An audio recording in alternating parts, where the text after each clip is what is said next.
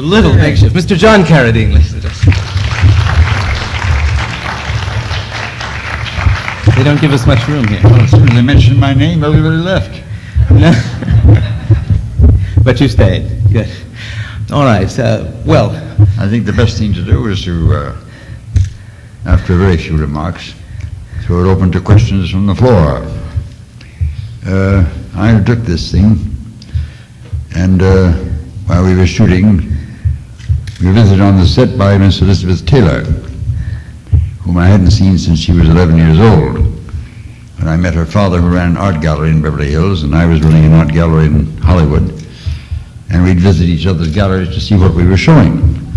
And he invited me home for dinner, and I met this adorable, extremely beautiful child named Elizabeth Taylor. She had just done a picture called National Velvet, which made her a major star. And this is the first time I'd seen her, and she was now a beautiful young woman. She came on the set and gave us all presents, passed on to her on behalf of Michael Todd. This is I think, the most extraordinary picture that ever was made. They don't make them like this anymore. Yeah, it's pretty amazing to see it. And it was a sheer delight from start to finish, and miraculous. Michael Todd had a genius, and this picture shows it at its greatest. I'm proud to be part of it. I was on the picture for 6 weeks. I understood it took over 20 weeks to finish the picture.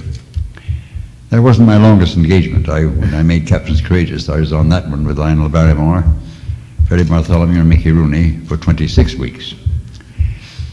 But that wasn't anything like as big an effort as this that you've just seen. So, ask me what you like, and I'll try to answer. All right, a question back there, yes. The question is if you know why the film hasn't been shown for so long.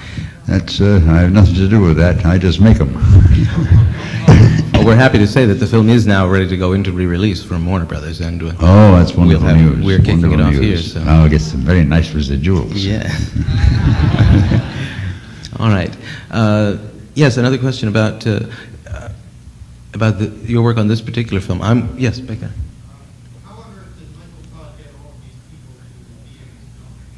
Well, he was a great talker. He was a very persuasive man.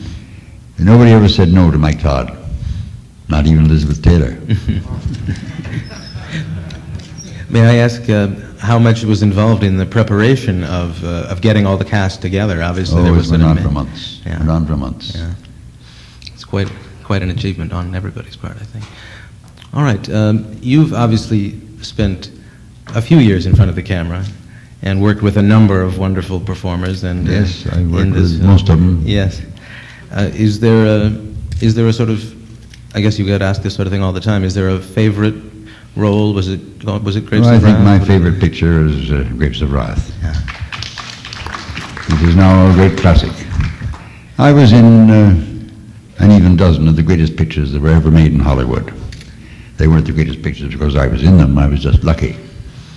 Worked with that they turned out as well as they did. But one could see it coming. I knew that this would be a great picture. I knew Captain Courageous would be probably the greatest sea picture ever made. And things like Blood and Sand, Stagecoach, which is probably the greatest Western ever made, the definitive Western. Yeah.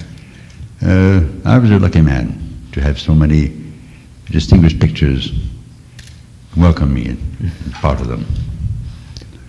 There was a period of time when the studio work involved working under contract to a specific studio. I was under contract to 20th Century for 6 years for Buttons. I spent 5 years trying to get out of the contract. But it was a 7-year contract with options every year. And finally, in the 7th year, they decided they didn't want to pay the extra $500 a week. So they let me go, to my vast content. And then I was on my own. And continued. And I've continued ever since. I've been a freelance actor ever since. But then, of course, while I was under contract at 20th Century, Dallas Zanuck wouldn't let me do any theater. And of course, that was my first love. I started in the theater. Yeah. My ambition was to be a Shakespearean actor, manager, producer. And I finally achieved that ambition in 1943 when I had my own company. I was my own manager, my own director. And I owned the company. I owned the scenery, I owned the costumes, I owned everything.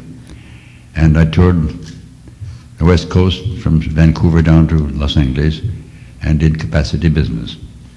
And it was a wonderful end to a glorious dream. All right.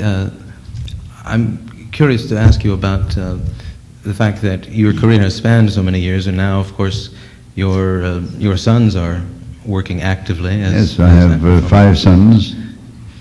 No, I have 6 sons. Because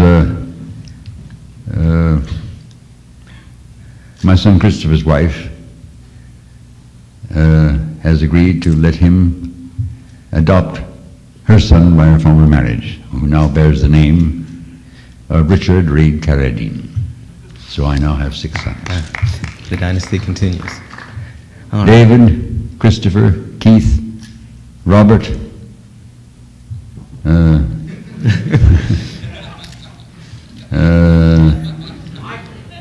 David, Christopher, Keith, Robert, Michael? And no, Michael is my stepson. But I did not adopt him. And now Richard.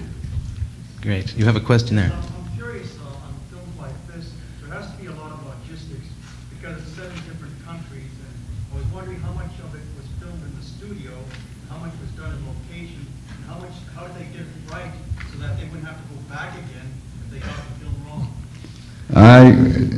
I think I'd be correct to say that most of the location shots were shot on location in the places where they were supposed to be. For instance, that magnificent shot of the Siamese ship with all those oarsmen in red. That was not shot in the United States, believe me. No, most of the work was done, and of course the scenes in London were taken in London, in the Reform Club, because I'd been there myself and I recognized the place. All right. I'm curious to ask you, there's so many things. You've gone through so many different kinds of roles, so many different characters. You have, I think, it might be fair to say, become sort of stereotyped now as a strange horror sort of person in some cases. When you've educated 5 sons, you don't have much left. And I had to take anything that came along for a while. And I did a lot of horror pictures, not very good ones, rather cheap ones. I did a few for Universal, which were very well done, with good casts, and a great deal of pains taken with making them, and they were fine, they were excellent.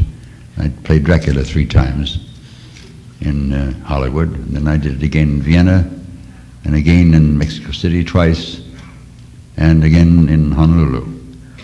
No, not Honolulu, where was it? Yes, it was Honolulu. It was Honolulu. Yeah. All right. Well, it's and in Manila. I did in Manila. Your first love was the stage? Are you still? My first love was the theater. There's a reason for that. By and large, the material you have to work with is better in the theater than what you get, the run-of-the-mill that you get in motion pictures. I've done a great deal of Shakespeare, which is why I became an actor. I wanted to play Shakespeare.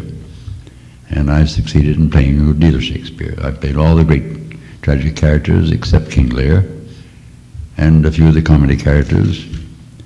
And I hope to continue in that vein. I'm 77, but I'm not through acting yet. All right. Thank you. That was not my ego bursting. No. One of our Around the World in 80 Days balloons, I think, in the back of the hall. Well, I think that we will thank you very much for coming to see us this evening. Well, I was happy to be here again and see the picture again. It is truly a wonderful picture. Well, we look forward to it. They just don't make them like that anymore. Yes, and our thanks to you for being in it. Thank you, and for being here. Thank you all for coming to see it. Mr. John Carradine.